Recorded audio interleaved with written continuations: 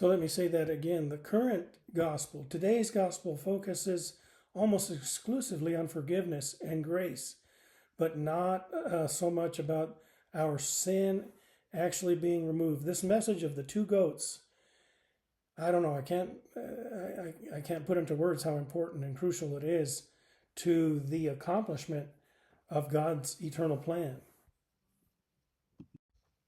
Sin was merely covered, while under the new covenant sin is removed in two stages, as previously stated. A Jew whose sin was covered by the blood of bulls and goats could not boast of perfection, for his sin had merely been covered, not removed. Not removed. 27. Where then is boasting? It is excluded. By what kind of law? Of works? No, but by law of faith. 28. For we maintain that a man is justified by faith apart from works of the law. Animal sacrifice never removed any man's sin, so a Jew could not boast of righteousness. Sacrifice was God's temporary way of covering sin until the true sacrifice could be made.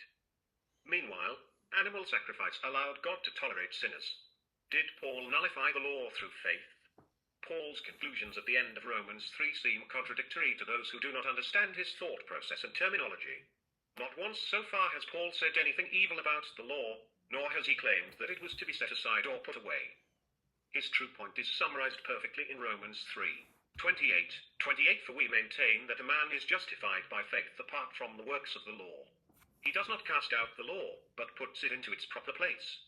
Israel was justified by faith in the blood of the Passover lamb as they came out of Egypt. The law came later at Mount Sinai to teach them obedience and a Pentecostal level of faith that comes by hearing and obeying. This secondary faith is not justifying faith, but faith obedience, and it is designed to mature us and prepare us to enter our inheritance, the promised land. Amen. Without the enhancement of faith brought through Pentecost, we would fail to inherit the land, even as that Israelite generation failed.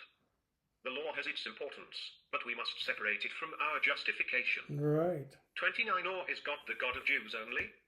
Is he not the God of the ethnos also? Yes, of the ethnos also.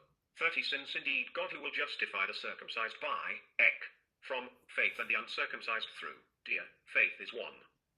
The God who justifies the Jew is the same God who justifies all of the nations, all ethnic groups. The slight distinction between and in verse 30 suggests only their differing positions, one inside the community and the other on the outside. In other words, the Jew is justified from a position of faith that he ought to possess already through his study of the word.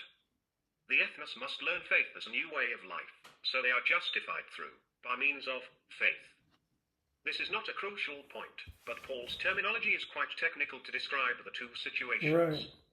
His main focus is to show the universal need that all men have for justification, as well as the impartiality of God in offering justification to all men. Let's read that one again. Okay.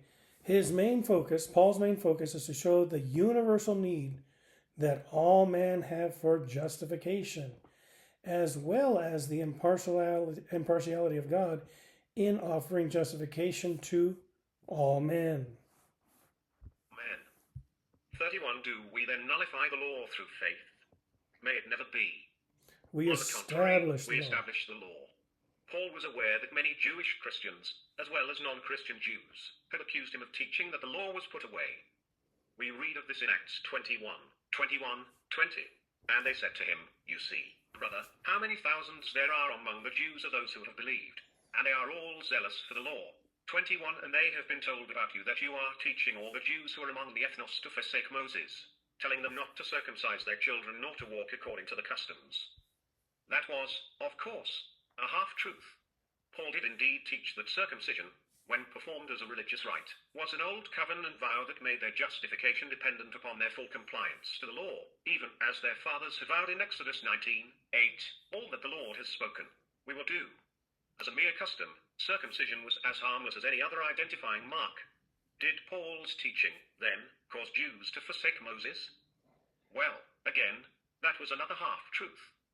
If one considers Moses to be synonymous to the Old Covenant, of which he was the mediator, then, yes, they should forsake Moses and follow the mediator of the New Covenant. Okay. But if Moses is synonymous with the law as an expression of the mind, will, and character of God, then, no, they should not forsake Moses. For we read in Acts 7:37, This is the Moses who said to the sons of Israel, God shall raise up for you a prophet like me from your brethren. To accuse